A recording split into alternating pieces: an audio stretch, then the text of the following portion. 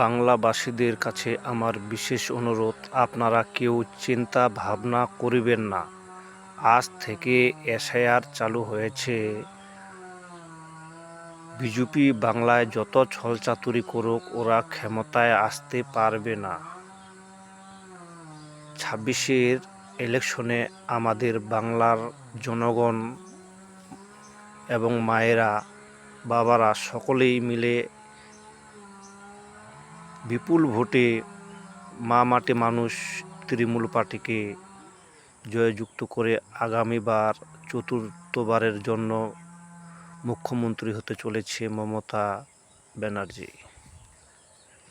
আপনারা অধৈর্য হবেন না, সকলেই চিন্তা ভাবনা না করে চুপচাপ করে কাজ করুন।